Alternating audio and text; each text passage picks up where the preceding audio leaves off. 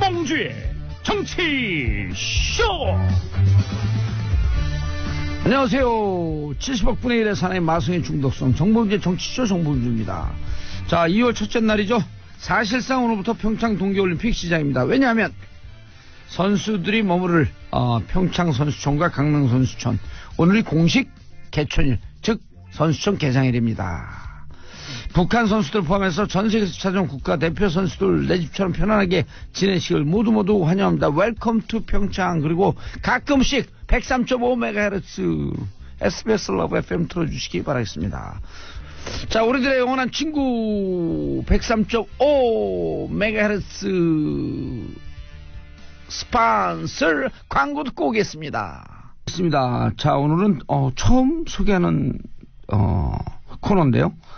뉴스 브리핑의 업그레이드 버전 판다 브리핑을 준비했습니다. 한번 파면 끝까지 판다. SBS 기취재부 김종원 기자님 어서 오세요. 안녕하십니까? 예, 총회 기호는 어디예요, 종원? 네? 제 못 알아들었습니다. 종회 기호는 어디냐고요, 종원 기자님? 그 뭐라고 되더라? 종원이 원래 종회 기원이라는 뜻 아니에요? 저는 으뜸원자를 씁니다. 으뜸이라고 불러주시면 감사하겠습니다. 예능으로 던지니까 다큐로 받아들이시네. 분위기 적응이 오랜만에 하더니 안 되네요. 예.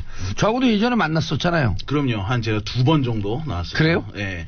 여기 나와서 만났어요? 아니면 옛날 정치부 출입 안 했었나요? 정치부 출입은 예. 제가 안 했죠. 그럼 에이스가 아니시네. 그럼요. 예, 저는 그냥 뒷골목에서. 예. 자, 무슨 뉴스 가져오셨어요?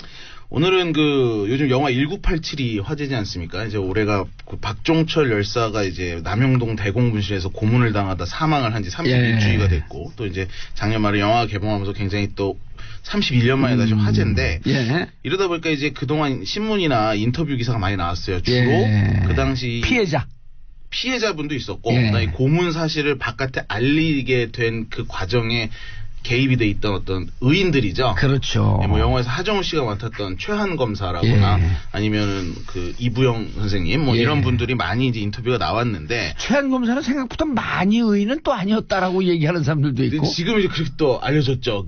영화라는 게 또 이제 다시 환기를 시킨 상황이 되다 보니까 이제 하정우 씨가 또 열연을 또 하고 이러다 보니까 지금 이제 많이 그렇게 알려져서 많이 의인처럼 알려졌지만 실제 당시에는 그런 얘기도 있습니다. 어쨌든 그 공안 수사를 계속 또 했던 사람이고 원래 본업이 그런 대학생들 잡아들이는 역할이었다 보니까 이제 그런 이제 어떤 평가는 좀 냉정해야 된다. 그래서 그때 이런 얘기도 있는데 최한 검사한테 당했던 그렇죠. 제 주위에 우리 같은 또래거든요. 그렇죠. 그 친구들이 이게 당한 사람들이 얼만데 그거 영화에서 미화된 장면 갖고 너무 최 검사를 띄운다. 근데 어쨌든 그 박종철 사건을 밖으로 끄집어내고 부검을 해야 된다고 고집을 한 그 부분은 사실이기 때문에 아마 이제 영화에서 좀 극적 상상력이 좀 더해지다 보니 그런 부분은 다시 말씀드리지만 냉정히 평가가 돼야 합니다만, 어쨌든 이제 그런 분들은 그래도 인터뷰가 좀 많이 나왔어요. 근데 가해자. 그쵸. 남영동 대공분실 9호실 방 안에서 실제 고문을 가했던, 그리고 그들의 또 지휘선상에 있었던 경찰들에 대한 고문은 사실 지난 31년 동안 거의 없었어요. 제가 찾다가 딱 한 건 정도 찾았는데. 그 경찰도 추적했어요? 그래서 저희가 추적을 해봤습니다. 뒤끝 기시네. 파야 되니까. 이분들은 추적해야 돼요. 추적 한번 해봤습니다. 근데 이게 진짜 쉽지는 않더라고요. 왜냐하면 31년을 이제 베일에 쌓여서 살았던 사람들이고, 심지어 이제 개명을 했던 사람도 있고. 그래요? 그래서 이제 앞으로 이거 찾을 때 잘 못 찾으면 저한테 연락하세요. 진짜 그럴 거예요. 그럼요. 괜히 고생했네요. 제가 5천만이 우리 가족입니다. 다음부터 바로 연락을 드리겠습니다. 우리 가족들에 쫙 뿌리면 바로 나옵니다. 감사합니다. 좋은 소스를 얻어. 해준 것도 없는데 감사하다 그래 아침부터. 든든합니다 벌써부터. 그래서 이제 찾았어요. 물론 이제 이분들이 다 찾지는 못했고요. 근황 정도만 전해들은 분도 있고, 이제 직접 가서 만난 사람이 2명입니다. 제가. 그 당시 9호실 안에서 박종철 열사를 실제 욕조 안에다 집어넣어서 고문을 한 경찰관은 5명인데 이 중에 1명을 만났고요. 그다음에 이들의 지휘선상에 이제 있던 사람들 중에 또 1명을 만났습니다. 그래서 2명을 만났는데, 먼저 지휘순으로 당시 지휘순 계급순으로 한다면 이제 지휘선상에 있던 그분을 만난 이야기를 좀 먼저 해볼까 해요. 지휘선상에 있던 분이 누군데요? 영화를 보신 분들은 이해가 더 빠르실 겁니다. 예. 지금 제가 얘기하려는 사람은 당시 남영동 대공분실의 쉽게 말해 2인자였다. 1인자는 영화상으로 제가 자꾸 설명을 합니다만 예. 이해를 돕기 위해서 그 김윤석 씨가 맡았던 박초원 씨가 1인자였고. 1인자였고 2인자가 바로 제가 만난 이 사람이에요. 예. 이 사람은 근데 영화에 안 자꾸만 나옵니다. 안개를 피우네. 영화에 안 나와요? 영화에 안 나옵니다. 그래서 설명이 길어졌습니다. 오호. 영화에 안 나오는 영화에 이유는 안 나온다. 이 당시 이제 박철원 위에는 그 경찰청장 당시에 예. 치안본부장이 있었을 거 아니에요. 근데 이 박정철 열사 고문 사건을 전부 다 은폐를 했다는 의혹으로 예. 구속이 됐어요. 치안본부장까지 구속이 됐는데 유일하게 치안본부장 지금으로 치면 경찰청장부터 그 고문에 가담했던 말단 그 경사까지 예. 전부 다 구속이 됐지만 6명이 됐나요? 그때 5명에 2명에서 한 7명 정도 아하, 되죠. 예. 그 중에 지금 제가 얘기하려는 이 2인자라는 수사단장 전모 씨라고 하겠습니다. 예. 전모 씨인데 이분만 구속이 안 됐어요. 그러다 보니 영화에 안 나온 거예요. 오호. 왜 구속이 안 됐나요? 그 당시에 요사의 배경을 살짝 설명을 드려야 돼요. 예. 그 지금 제가 말씀드린 뭐 박초원이라거나 영화에서도 예. 굉장히 악랄하게 나왔는데 그 밑에 실제 막 고문을 가했던 이 모든 사람들은 제가 아까 그 7명이라고 그랬는데 예. 9명 정도 돼요. 지금 생각했을 때 당시 예. 박정철 열사 사건으로 구속이 됐던 경찰관이. 근데 이 사람들은 남영동 대공분실이 어떤 곳입니까? 얼마나 무서운 곳입니까? 예. 거기서 있는 사람들은 아주 어렸을 때 경찰이 시작할 때부터 대공 쪽에서만 잔뼈를 굵은 사람들이에요. 그래서 그 뭐 영화에도 그런 장면이 자주 나오는데 어떤 굉장히 자기에 대한 이 자부심도 있었고 그다음에 또 악랄한 면도 있었고 좀 예. 폭력적인 고문도 해야 되고 예. 그런 수사 기법을 아주 어렸을 때부터 배운 사람들인데 지금 제가 얘기하는 이 전 단장은 예. 수사단장이었는데 수사단장이었음에 불구하고 그 수사라는 지위를 경찰 생활 20몇 년 동안 한 번도 맡아본 적이 없는 사람이었어요. 이 사람은 그 경찰에 처음 임관을 해서 경위로 임관을 해서부터 예. 경찰학교, 예. 경찰대학교 이런 데서 교관이나 교수 이런 어떤 경찰 교육하는 일에서만 계속 몸을 담고 일선에 있었고 없었던 분이네요. 경찰서장 딱 2번 나간 거 말고는 없는데 또 서장은 직접 수사하는 자리는 아니지 않습니까? 그렇죠. 그러니까 자기가 직접 수사를 해본 적은 없는 사람이에요. 그다음에 뭐 중간에 특이하게도 당시에 마르크스를 가지고 논문을 따가지고 그 대학에서 강의까지 했던 사람이에요. 약간 좌파 이론에 좀 해맑은 사람이네. 그렇죠. 본인이 좌파인 건 아닌 것 같은데. 그렇죠. 그러니까 좌파를 비판하고 분석하기 위해서 그러려면 하여튼 공부해야 되니까. 네, 뭐 그래서 당시 이제 본인도 의아했다 그래요. 이제 자기는 이제 원래는 경찰대 학교가 처음 생겼을 때부터 교수로 굉장히 오래 재직을 했기 때문에 차기 경찰대 학장으로 거론이 됐던 인물이라고 합니다. 근데 갑자기 수사 경력도 없는데 남영동 어떤 곳입니까 그곳이 거기에 수사단장 2인자로 딱 보내니까 본인도 의아했다 그래요. 그래서 조금 당시 내가 왜 가지? 하고 좀 뒷배경을 알아보니까 이게 고문만 해서는 애들이 안 바뀐다. 더 격렬해진다. 그러니까 네가 잘하니까 가서 좀 사상교육을 시켜봐라. 이런 이제 의식화 교육을 시켜라. 그렇죠. 역의식화 교육을. 딱 그겁니다. 의식화 교육. 그래서 직접 이제 학생회장이나 뭐 간부급 정도 되는 이제 한마디로 좀 뭐 대물이라고 할 수 있는 학생들이 잡혀오면은 직접 단장방으로 자기가 불러서 커피 한잔 하면서 마르크스주의에 대해 토론을 한다거나 이런 일을 실제로 했다고 해요. 쓸데없는 짓을 했네. 그렇죠.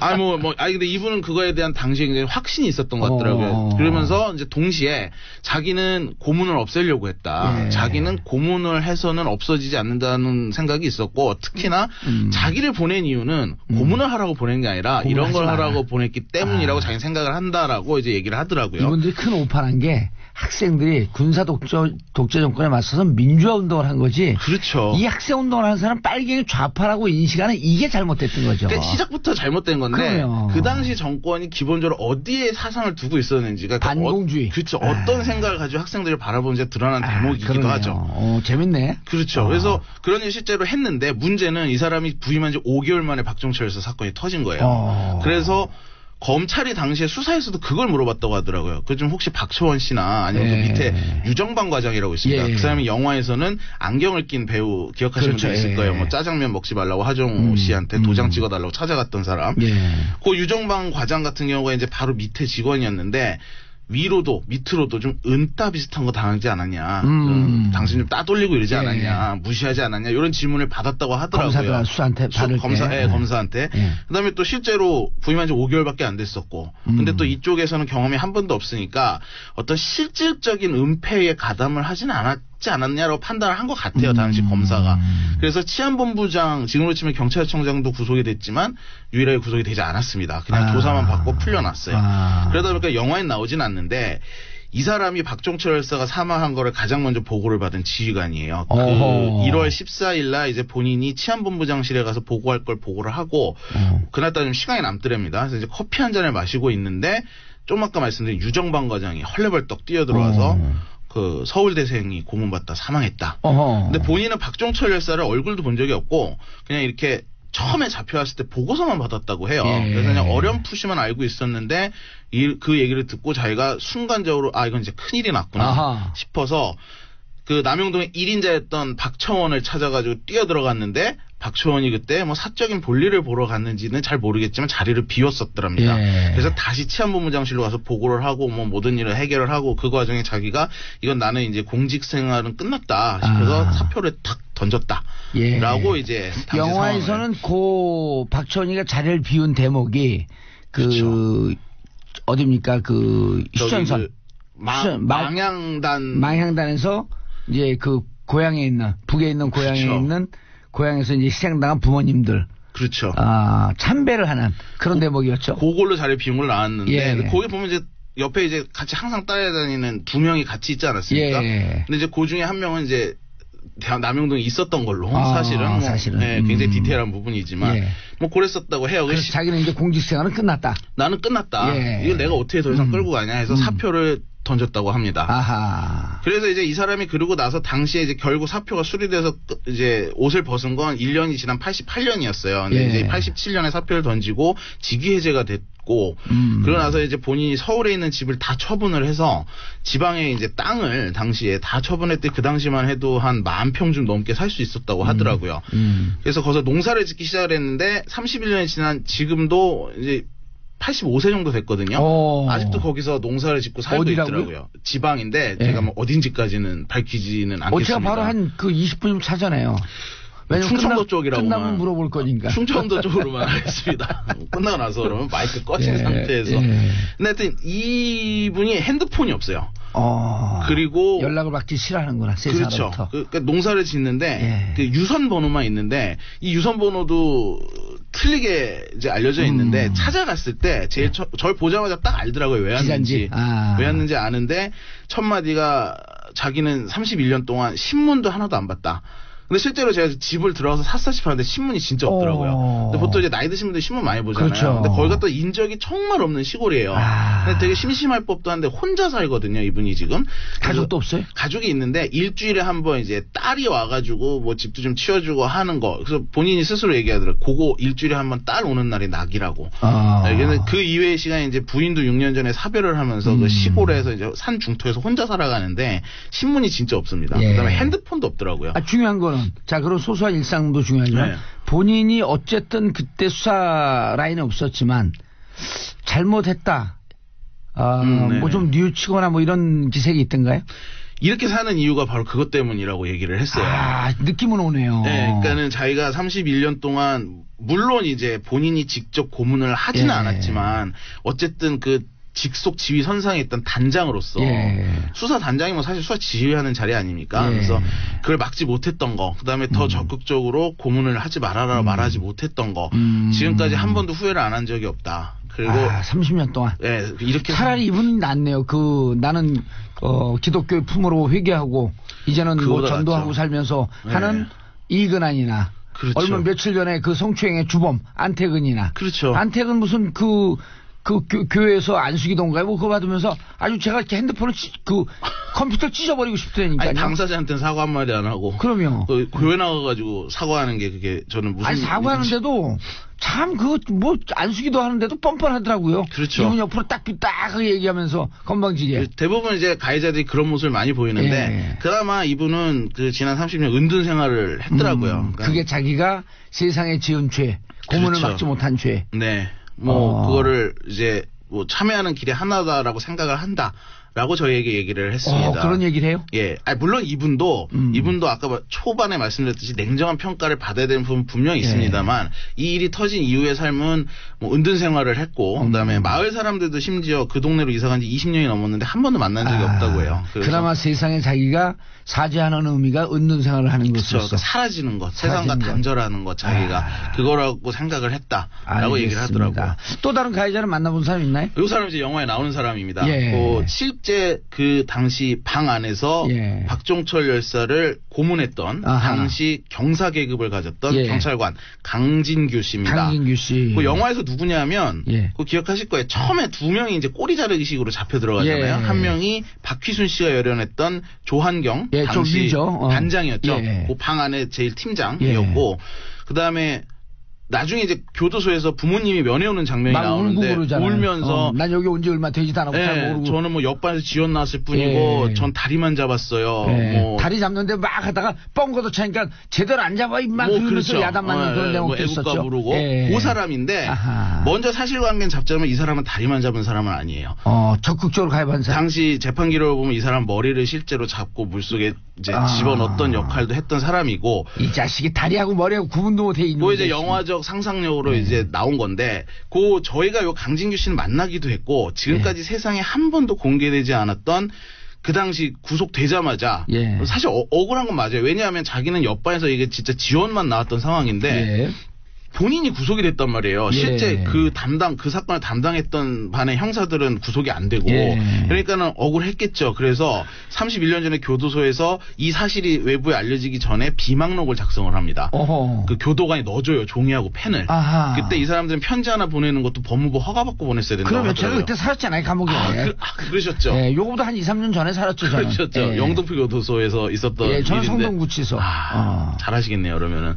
그 집필 허가를 받아요. 집필 허가. 그런 게 있다고 그러더라고요. 그 요즘이랑 좀 많이 다른 것 같은데. 완전 틀렸죠. 연필과 종이. 근데 이 사람들은 또 특히 양심 선언할까봐 고문경찰관 왜냐하면 꼬리 자르기식으로 두 명만 구속됐던 거잖아요. 그래서 더 감시를 받았다고 하는데 그 와중에 이제 교도관이 맨날 억울하다고만 하니까 그렇게 억울하다고 했다고 그래요. 그리고 뭐 자살 위험자로 분류가 돼서 특별 관리를 받고 그러니까는 뭐가 그렇게 억울하냐 사람 죽여놓고 그때 계속 난 안 죽였어 이러더래요. 그래서 이제 그 당시 교도관이 그럼 한번 써봐라 하면서 종이랑 펜을 넣어줬더니 10페이지로 썼는데 그 내용에 보면은 당시 그 박종철 열사를 어떻게 고문했는지도 자세히 쓰고 고문경찰관이 더 있었던 점도 써놨거든요.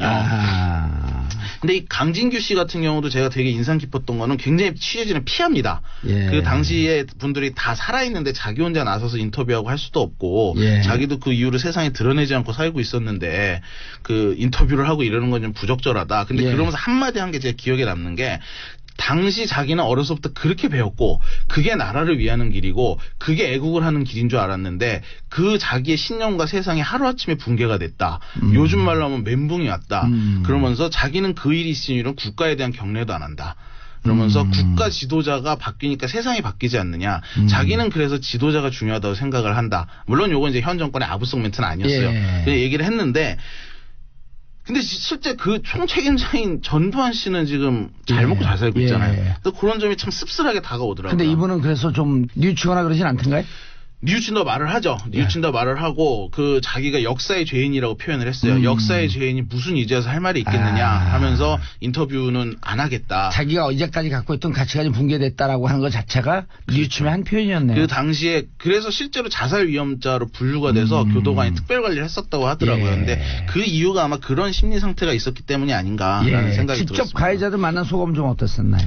그 아까 말씀 미리 드렸는데 그 사실 이 가해자들 결코 옳다고 할 수 없습니다. 당연히 잘못했습니다. 본인의 자유의지로 선택한 일이었고 잘못했는데 그 당시 사실 그걸 총지휘하고 그렇게 할 수 있도록 시국을 만들어간 건 사실 당시 군부 독재 정권 그리고 정권의 수장은 전두환 씨였는데 사실 뭐 그 사람들은 지금 뭐 다 잘 살고 있잖아요. 그리고 뭐 아직도 뭐 회고록도 써내고 있고 뭐 지금도 이 거짓말까지 섞어가면서 팩트가 아닌 사실을 섞어가면서 당시 정권을 정당화한다거나 하는 시도를 끊임없이 하고 있는데 뭐 전두환 씨 29만 원밖에 없다고 하지만 뭐 사실은 그렇지 않아 보이잖아요. 그래서 사실 이때 고문경찰관으로 이렇게 구속이 되고 했던 사람 중에 지금까지 이 번듯한 삶을 사는 사람은 거의 없었어요. 그래서 그런 알겠습니다. 점은 참 씁쓸하게 다가왔습니다. 예. 자, 판다 브리핑. SBS 김정은 기자님 인사하시고요. 감사합니다. 예, 특별한 거 갖고 오셨어요. 감사합니다. 아주 훌륭했어요. 뭐 계속해서 파보도록 하겠습니다. 예, 계속 훌륭하게 사세요. 감사합니다. 반성하는 일 없도록.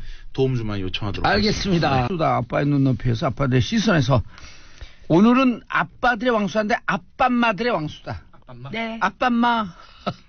좋아. 정윤설 한국경제신문 기자. 안녕하세요. 정인설입니다. 예. 자, 최민희 의원님. 안녕하세요. 예. 언니들의 수다 아빠마. 오늘 아빠마 좋죠. 네. 반갑습니다. 고현준입니다. 왜 셀프 하는 거예요? 네. 아무래도 안 챙겨주면. 너무 소개를 안 해줘서. 안 챙겨주면 혼자서라도. 네. 예. 고현준 시사만평 작가. 네. 왜 시사만 하든지 만평만 하든지 둘 다 해요? 뭐라도 저인망식으로 쭉 뿌려놔야죠. 하나라도 얻어 걸리고. 1년 365일 24시간. 며칠 전에 제가 그 서지원 검사 관련해서 만평을 하나 그린 게 있는데요. 이게 저기 손석희 사장이 하는 뉴스에 자료 화면으로 쓰이고 나니까 리트윗이나 반응이 아주 폭발적이더만요. 시민들의 이 참여가 손글씨로 참여하는 게 굉장히 늘어난다라는 뉴스 꼭지였는데 지지한다는 그 의견들이 늘어나고 있다라는 꼭지였는데 거기 제 그림이 쓰이고 나니까 아주 기분이 좋았습니다. 그래요? 네. 우리 프로에 누가 많이 그런지- 쓰는데. 누가 그런지는 결국 모르죠. 안 알려져 있는데 근데 이게 해시태그가 붙어 있잖아요. 아하. 그러니까 그걸 타고 오셔가지고 저한테도 지지한다는 댓글도 많이 달아주시고 네. 아무튼 고마웠습니다.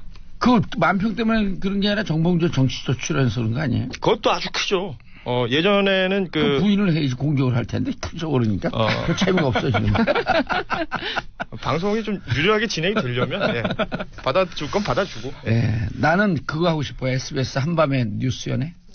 요새는 본격 연애 한밤이라는 제목으로 본격 연애 한밤. 네. 지금 누가 하고 있죠? 김구라 씨하고 박선영 아나운서하고 같이 하고 있어요. 네. 김구라 씨 그만뒀으면 좋겠어. 잘 못해요. 아 그래요? 그러면 제가 보기에는. 이건 사심이 있는 말이에요. 예. 김구라 씨 그만 하차하세요. 책임지고. 김구라 씨하고 같이 하실 것 같은데 두 분이. 누가요? 둘이요? 봉도사님하고. 안돼. 그 방송은 안 됩니다. 그 방송 안 돼. 내가 봐도 망했어 이미. 자, 최민희 의원님. 네. 오늘 왜 아빠들의 왕수다? 그거 와도 좋아요. 제가 밖에서 들으니까 20분 동안 세 분이 말하는데 19분 59초 동안 혼자 얘기해야 돼? 저 주로 듣는 편이에요. 제가 귀가 커갖고. 자기가 한 얘기 자기가 들어요? 네, 그러신 것 같더라고요. 예, 잘 들으시는 것 같은데요. 예. 19분 59초 동안 맞습니다. 자기가 한 얘기 자기가 계속 들어오더니 마지막 가면서 뭐라는 줄 알아요? 저 사람들 말 참 많아. 말지에서 시작하셔서. 예. 말지. 말지에서 같이 말지에서 시작해서. 했죠. 예. 예. 자, 문정인 청와대 안보 특보 발언 논란? 뭐죠 네. 이게? 그 29일 평창 올림픽에 관해서 한마디가 아니라 몇 마디 하셨습니다. 예. 그래서 이게 이제 문제적 발언이다 이런 얘기가 나오는데요. 이게 문제적 발언이 된 것은 정우택 자유한국당 원내대표가 전 원내대표. 예, 네. 전 원내대표. 원내대표죠. 네. 근데 원내대책회의에 참여하시나 봐요. 네. 예, 이 발언을 언급하면서 대통령 외교안보 특보가 아니라 북한 중앙방송 아나운서 같다 이렇게 세게 던지시는 바람에 오호. 그럼 어떤 발언을 했냐? 예. 제가 잠시 소개해 드릴게요. 문정인 특보께서 프랑스 파리 정치대학에서 한국의 전쟁과 평화 사이에서라는 제목의 연설을 했습니다. 그때 개인 의견임을 전제로 이렇게 얘기를 했습니다. 북한이 평창 동계올림픽을 자기들의 체제를 선전하는 수단으로 쓴다는 비판이 미국과 한국 내에 많다. 그런데 북한이 그런 의도를 실제 가지고 있다고 하더라도 그들이 그들만의 게임을 즐기도록 하자. 우리도 우리대로 하면 된다. 그래서 우리가 더 크게 이 기회를 이용해 평창 올림픽의 긍정적 효과를 가져오면 된다. 이렇게 얘기를 했습니다. 네, 그리고 또 어떻게 부연 설명을 했냐면요. 한국 보수 야당들이 평창 올림픽을 평양 올림픽으로 부르면서 집중 포화하고 있는데 우리가 북한의 행동과 사고방식을 바꿀 수 있다면 충분히 해볼 만한 가치가 있다. 북한이 정상적 국가로 인정받고 싶으면 북한도 정상적인 행동을 보여줘야 한다는 걸 올림픽 기간에 깨달을 수 있지 않겠나 이렇게 얘기했습니다. 나는 어디서 봤는지 모르겠는데 어떤 사람이 논평을 할 때 댓글로 본 것 같은데 평양올림픽? 평양이나 북한의 우리 평창올림픽이 계속 보도가 될 텐데 대한민국 체제 선전하는 거 아니야? 뭐 그 얘기 많이들 하시죠. 네. 평창올림픽에 와서 평양올림픽을 주창한다고 하더라도 결국 그 속내 들여다보면 평창올림픽인 게 너무나 당연한 거고. 그렇죠. 그리고 북한 내에서 우리나라의 뭐 케이팝이라든지 이런 것들 몰래 보면 그들은 처벌받는다 그러는데 본인의 그 국가대표 선수들이 참가한 올림픽 그리고 본인들의 응원단이 가 있는 올림픽을 북한 내에서 방송하지 않을 수 없으므로 평양 몰래 봐야 되는 거 아닐까 혹시? 그렇지는 않다는 거죠. 왜냐면 그걸 틀어줘요? 오피셜하게 보여줄 거라고 얘기를 했으니까. 그래서 그렇게 되면 오히려 그 북한 주민들에게 대한민국의 어떤 발전상이라든지 평창올림픽이 제대로 치러지고 있고 멋있게 치러지고 있는 모습이 보여질 테니까 체제 선전으로는 이거보다 더 좋은 게 없다. 뭐 이렇게 말씀하시는 분들도 많죠. 저는 어제 그저께 그 아이스하키 선수 생일 파티, 생일 파티 두 번 했다고 그러죠. 생일 파티를 맞이하는 그 북한 여성의 표정을 봤어요. 네. 너무나 낯설은 표정이에요. 행복해 보이는 표정. 네. 아니 행복해 보이면서도 좀 당혹스러운. 생일 파티를 처음 생전 처음 이런 생일 파티를 하고 자기들 그 김일성 배지 이걸 달고 쭉 유니폼을 입고 서 있거든요. 이들이 돌아서 도대체 무슨 얘기를 할까? 뭐 돌아가자마자 조사받지 않을까요? 그렇게 생각하죠. 네, 네. 조선 TV에서 나오셨어요? TV조선? 조선중앙TV. 예. TV조선. TV조선에서 그 다음에 이만감? 이만감 채널에 있네. 왜냐하면 보통 이제까지 우리 보수 언론들은 가면은 여기에 대해서 긍정적인 측면을 얘기하기 때문에 일단 아우진물을 먹고 올 것이다. 그런 얘기도 많이 하죠. 근데 이분들이 가갖고 평창을 다 봤을 거 아니에요. 네. 도대체 무슨 얘기를 할까? 그래서 중요한 포인트는 그거 같아요. 그러니까 평양올림픽이다, 평창올림픽이다 이게 평양올림픽이 맞지 않죠. 근데 그렇게 네티즌들끼리 갑론을박하면서 평창에 대한 관심이 증폭됐어요. 네. 그래서 젊은 층에서도 평창올림픽 사실 남의 일처럼 여겼어요. 그러니까 세상의 모든 일에는 이게 안과 밖이 있어서 여자 아이스하키 그 선수단, 북한 선수단하고 단일팀 구성하는 거에 대해서 젊은 층들이 반대가 많다고 하잖아요. 거꾸로. 반대하면서 평창올림픽에 관심을 갖게 됐고 젊은이들이 북한에 관심을 갖게 됐습니다. 그래서 평창올림픽이 여러 가지 우여곡절이 있지만 잘 진행되면 오히려 저는 젊은 층의 어떤 북한에 대한 관심, 통일에 대한 관심도 더 높아지리라고 생각합니다. 아니 이게 난 노회찬 의원 얘기가 자꾸 귀에 생경거리는데 아니 평양에 무슨 컴플렉스 있어요? 이미 체제 경제에서 얘기했는데 제가 아주 친하게 지내던 고정간첩이 있었어요. 친하게 지내던? 네. 영화에서 영화를 보니까 그 영화 배우가 그 연기를 하는데 저하고 친하던 사람이거든. 고정간첩 임무가 끝나 30년. 네. 그 북한으로 보내려고 그러니까요. 그걸 도망 다니느라고 가기 싫어서. 고정간첩조차도 이미 그쪽으로 가라면 안 간다는 거예요. 네. 그런 영화 있었죠. 체제 경제에서 끝났는데 뭐가 그렇게 두렵지? 네, 그러니까 국민의 자존감, 예. 우리 국민의 성숙도 뭐 이런 것으로 볼 때 북한이 그들만의 게임을 즐겨도 전혀 뭐 우리나라는 영향 1도 안 줄 것 같습니다. 다들 사실 평양이든 평창이든 올림픽은 즐기는데 이제 걱정하는 게 그거죠. 평창 올림픽 이후를 이제 좀 걱정을 하는 거고. 미사일 빵빵 쏠까봐. 그리고 오늘 뭐 곡절 끝에 마신령 스키장에서 공동 스키를 어제 하지만 뭐 여러 가지 좀 이렇게 우리가 좀 끌려다니는 건 아니냐 이런 느낌을 조금 받는 거죠. 아니 2월 8일 날 그 열병식 한다 그러잖아요. 네. 2월 8일 날 열병식 할 때 우리 선수들이 갖고 가서 롤러블레이드 타고 좀 놀고 그러면 그럼 재밌을 것 같아. 공도사님 열병식 하라고 우리는 공도사님 초청 안 받으셨어요? 열병식이에요? 그 롤러블레이드 타라고 가서 하면은 아니 우리끼리 가갖고 거기서 무슨 케이팝 노래 부르고 좋죠. 한쪽은 열병식 하고 그런 거 정봉주의 정치쇼 공개 방송 평양. 그렇죠. 그리고 김정은을 초청하는 거예요. 근데 안 나왔다는 거 디리 까는 거야. 야 초청하는데 뭐가 두려워서 안 나오냐 그러고. 아주 재밌는 상상 같아요. 예, 그런데 지금 옛날에 이제 이런 얘기하면 종북이라고 국가범법 바로 잡혀갔는데. 참 그래서 고문 받다가 옆에서 네 그럼 최민희가 고문 받는 소리. 그럼 저 고문 받는 소리.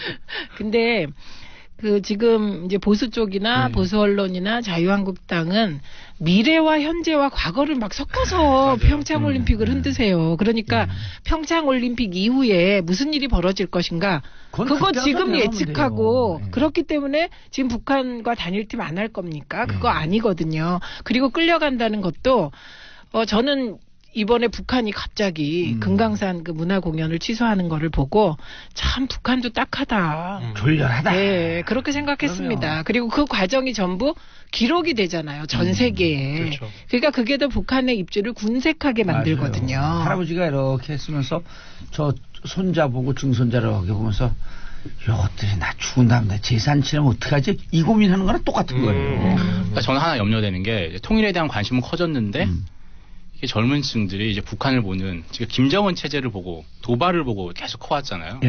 그러니까 이 인식이 더 나빠지지 않을까 이게 좀 우려가 저 김정은의 도발은 나쁘게 봐야 된다고 봐요. 그걸 어떻게 좋게 그러니까 볼 수 있어요? 북한에 대한 북한의 행동들과 말들에 대해서 일단 통일을 하려면 이해를 해야 되잖아요. 근데 그런 게 오히려 제대로 된 교육이 필요한 것 같아요. 같아요. 제대로 된 교육이. 제대로 된 교육 안 해도 돼요. 정치조에서 다 해주잖아요.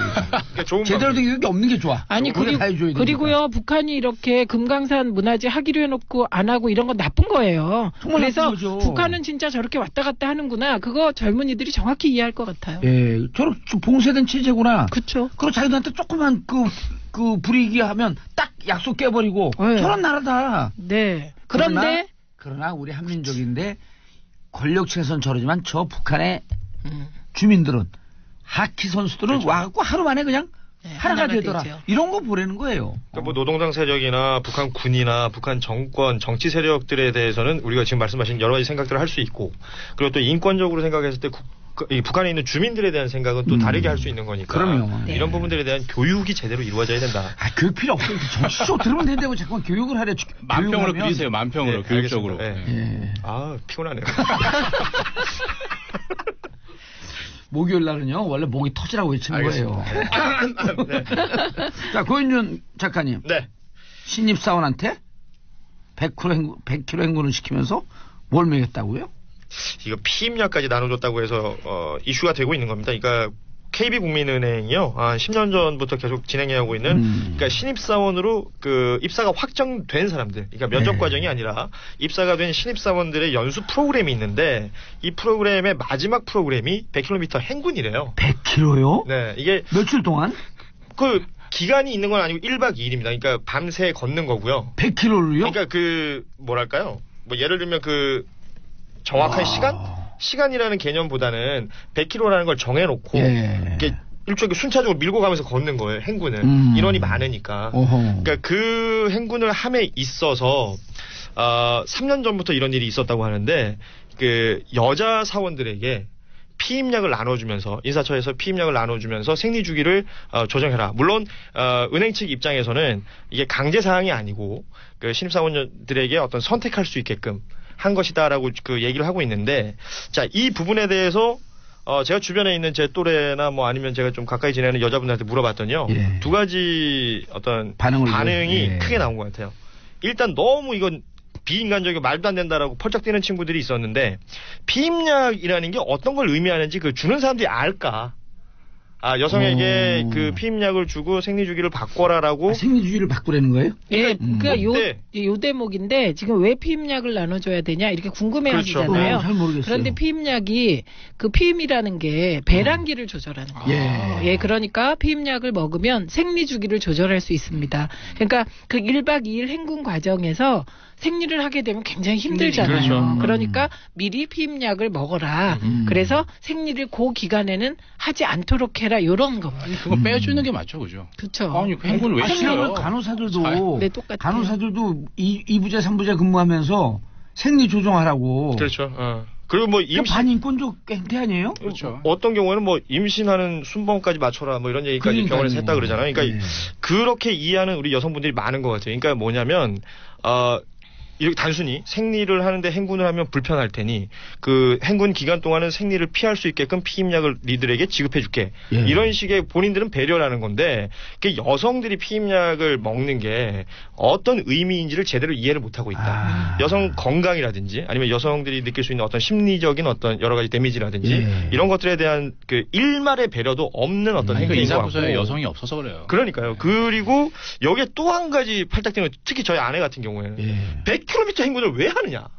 이걸 왜 해요? 여기에 팔딱 뛰더라고요. 각기 훈련. 25시간 동안 안 쉬고 걸어야 돼요. 이거 그러니까요. 해병대에서도 안 해요. 우리가 서울에서부터 팽목항 갈 때 그때 한 그 보름인가 한 달 갔거든요. 네. 하루에 적정 거리를 우리가 그때 사람들이 많기 때문에 15에서 18km 잡아놨어요. 그 정도면 적절. 그러니까 그것도 뭔가 길죠. 대단히 어떤 의미 있는 행사를 할 때 그 정도 하는 그렇죠. 거잖아요. 이건 신입사원들에 대한 뭐랄까요? 저거 100km? 학대예요. 왜 학대냐면 제가 학대예요. 우리 세월호 때 그때 이제 서울까지 광화문까지 걸어오는 행사가 예, 있었어요. 안산에서. 예. 그게 40km가 좀 넘어서 그렇죠. 100리였거든요. 1박 2일 왔잖아요, 그것도. 예, 그런데 그거 하고 나서 제가 무릎이 나갔어요. 왼쪽 무릎이. 맞아요. 예, 왜냐면 나간 진짜 무릎이 들어와야 될 텐데 다시.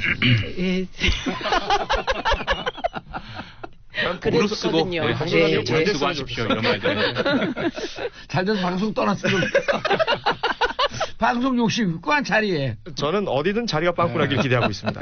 24시간 연중 무휴 365일 구직 중입니다. 예. 그러니까 문제는요. 노현준 기자입니다. 고현준입니다. 고현준이. 이 신입사원 교육 뭐 각 기업체들마다 대기업들이라고 불리는 곳들마다 예. 다소 이런 군대식 문화가 남아 있는 그러면 안 좋아요. 예. 방법들이 많죠. 뭐 이 100km 행군도 그 중에 하나일 테고 뭐 심지어 레펠 하는 데까지 있대요. 뭐 그 무슨 기업들의 해병대 공수부대요 그걸 레페를 하게. 레펠은 할만해요. 아니 해병대 교육은 뭐 거의 고정가잖아. 행사문화유산이야. 아니 레펠은 사실 레저거든요, 사실. 훈련만 안 시키면 되니까. 고현준 기자님. 근데 이제 방송이 끝날 때가 됐는데 오늘 아니 남았는데. 일단 요거 마무리하자면 예. 한마디로 마무리할 수 있을 것 같아요. 시대착오적인 조직 문화도 죄가 되는 세상입니다. 이게 하나의 댓글이었거든요. 예. 난 이게 딱 정확한 것 같습니다. 네. 학대예요, 학대.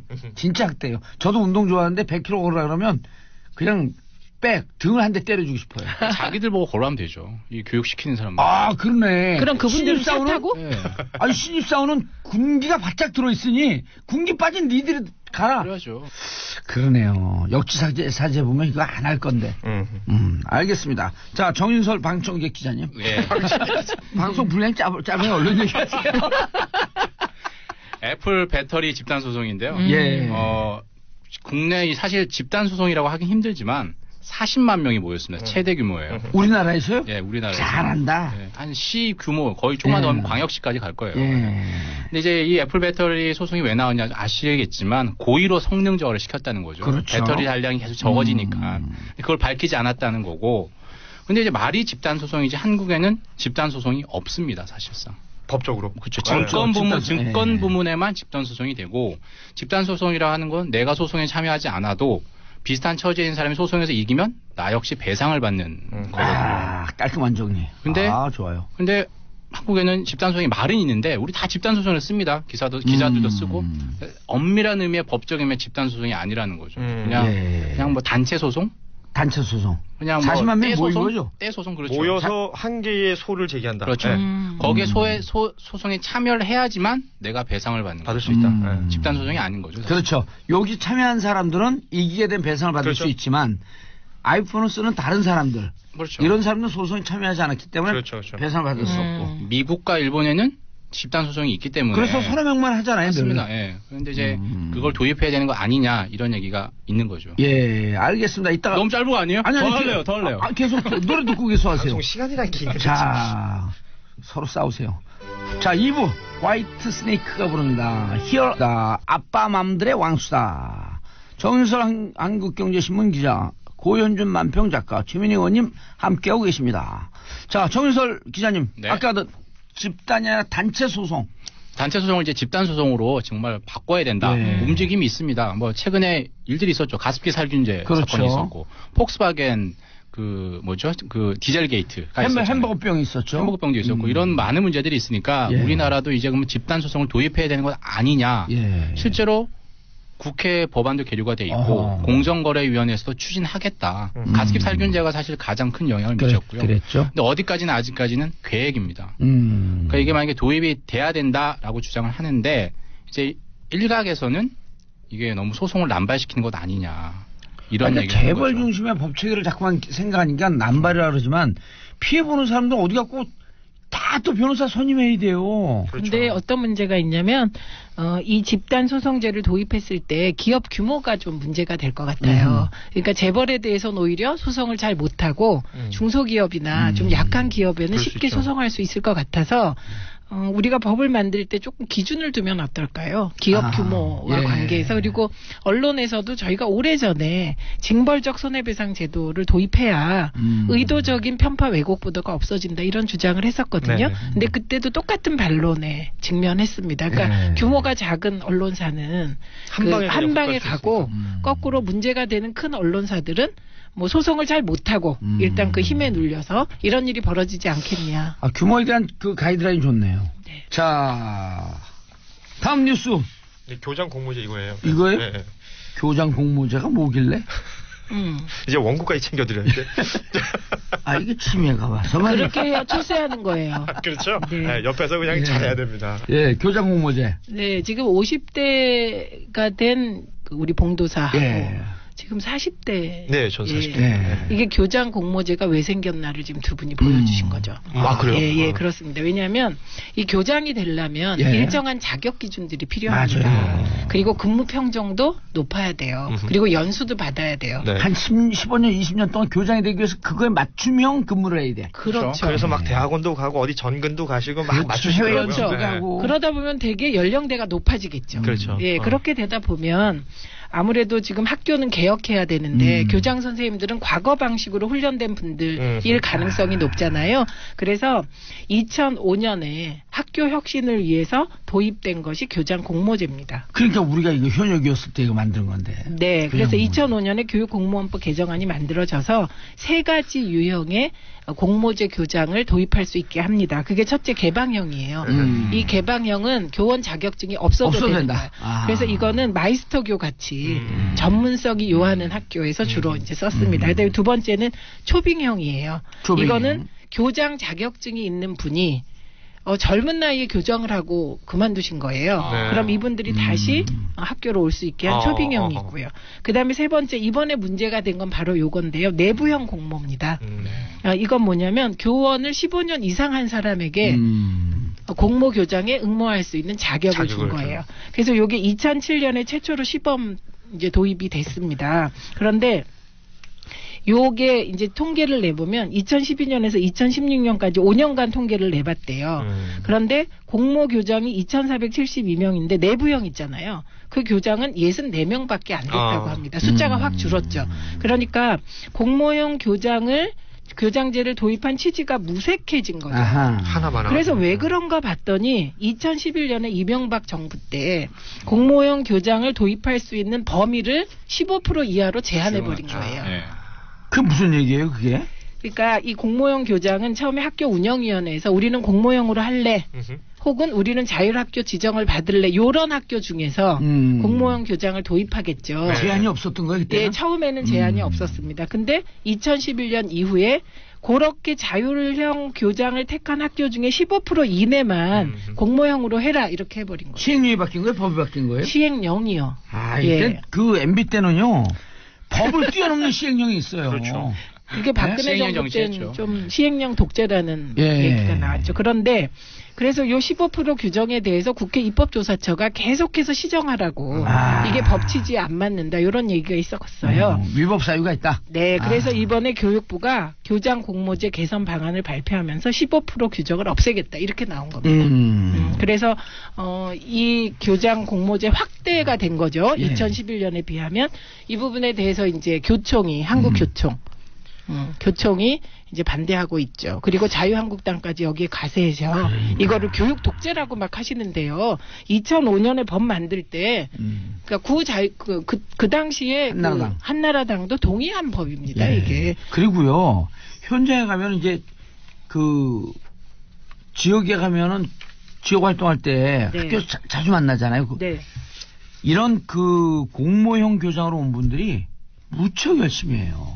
왜냐면 학교에서 일정 정도 기대가 있어서 온 거거든. 그러니까 주인의식도 더 있을 테고. 그리고 아주 혁신적으로 해요. 그리고 소통도 잘하고. 아니 근데 교장 공모제로 뽑힌 교장이 있는 학교가 잘 된다는 걸 좀 많이 좀 알리고 그래야 되는 거 아니에요? 저는 그래서 사실 들어본 적이 별로 없어서. 네, 그거를 잘 되는 거 못 들어봤어요. 그 혁신학교가 혁신학교에 공모형 교장들이 좀 많습니다. 예, 그리고 그거 이제 지금 봉도사 말씀하신 대로 이게 얼마나 효과가 있냐, 요거를 또 연구한 분이 계시더라고요. 그 연구 결과에 따르면 쓸데있는 연구를 하셨네. 네.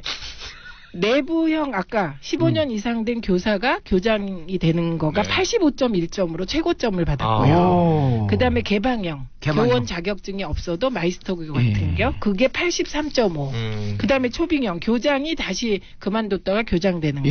요건 81.7입니다. 그러니까 현직 교사가 15년 이상 교원 생활을 하고 내부형 공모회에서 교장이 됐을 때 가장 점수가 높았고 학부모 선호도가 높았다고 합니다. 저는 궁금한 게 이제 뽑을 때 학부모, 교원, 외부위원 참여 비율을 명시한다고 하는데 보통 어느 형태로 참여 비율로 그러니까 뽑는 그 위원들 대충 어떻게 그게 제일 선발하죠? 처음에는 그거는 이제 학교 재량인데요. 제일 처음에는 학교 운영위원회가 있습니다. 운영위원회가 우리는 공모형 교장을 할래 이렇게 결정을 해줘야 됩니다. 그리고 나머지 그 절차에 대해서도 학교 운영위원회가 자체적으로 규정을 다 만들어야 되니까 그 비율은 사실 학교마다 다를 수가 그러니까 학교 특성에 맞는 교장 선생님들이 올 수 있는 걸 것 같은데요, 제 생각에는. 네, 그리고 학원위가 교장 선생님이 지금 구성하게 되어 있어요. 그러니까 그 학교 운영위원회에서 우리 공모형 교장을 할래 이렇게 결정하기까지 그때부터 이제 많은 점검이 되는 거죠. 그러니까 계속해서 필터링이 가능할 것 같은데요. 네. 아니 그래서 교장 공모제 되는 데는 처음에 학원위에서 바로 시작하지 않아요. 그렇죠. 학부모들이 요청을 해. 네. 정년 보통 이제 강남은 덜한데 서울만 해도 비강남권 또 경기도 해도 조금 학교가 경제적으로 좀 어려운 지역에 있으면 정년 2년 3년 남겨둔 교장들이 와요. 그리고 와서 일을 안 하는 거예요. 의지가 없지 그런데. 제 지역구로 있는 데들도 경제 여건이 좀 안 좋으면 퇴임 앞둔 교장들. 근데 학교 좀 괜찮잖아요? 그럼 40대 후반이 50대 초반의 교장들. 막 교장 달자마자 열정이 있는 분들. 의욕이 있을 때. 그러니까 이제 학부모들이 이런 좀 어려운 지역에 우리 돈도 없고 사교육 조건도 안 좋은데 교장이라도 와갖고 또 공모교장이 오면 예산도 또 많이 오거든. 그런 게 그게 중요한 거. 아니 그리고 진짜 자기 일처럼 해. 그래갖고 우리는 교장 공모제를 엄마들 먼저 신청을 하면 그 운영에서 이제 그걸 토의하잖아요. 그렇죠. 그럼 민주적인 절차로 가는 거야 이게. 근데 교문이 하셨나 보죠? 진짜 잘하시네요. 교육이요. 교육이 그때 우리 땐 교문이 위에서 교문이를 교육을 이렇게 하라. 교육시키는. 교문이.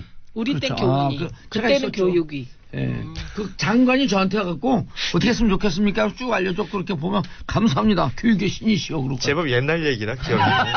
나도 운경 전세기 한 것 같아. 전세기 하도 오래돼갖고. 아니 근데 그게 정확한 말씀을 지금 하신 거예요. 애초에 도입된 취지가 지금 말씀하셨듯이 이게 강남의 학교나 이런 데서 이거 시작된 거 아니거든요. 맞아요. 그리고 이게 우리 교육계가 가장 개방적이고 혁신적이어야 되는데 가장 보수적인 형태로 남아 있어서 4차 산업혁명에 대비하기가 되게 어렵거든요. 그러니까 이번에 교육부가 교장 공모제를 확대해서 이제 내부 공모형 교장들이 좀 성과를 내기 시작하면 지금 현재의 이념적으로 이 갈등을 끌고 가는 거거든요. 이거 프레임 전환인데 그런 것들은 뭐 정리될 것 같습니다. 처음 시작할 땐 내부 공모형이 없었어요. 없었어요. 초빙형하고 개방형만 있었어. 그냥 내부형이 오늘 듣고 보니까 저게 제일 좋네. 이상적인 거네요.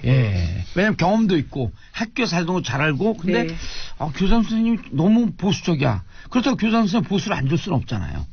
그 보수가 그 보수입니까? 그런데요, 지금 교총에서 그러시는 게 좀 너무 과한 게요.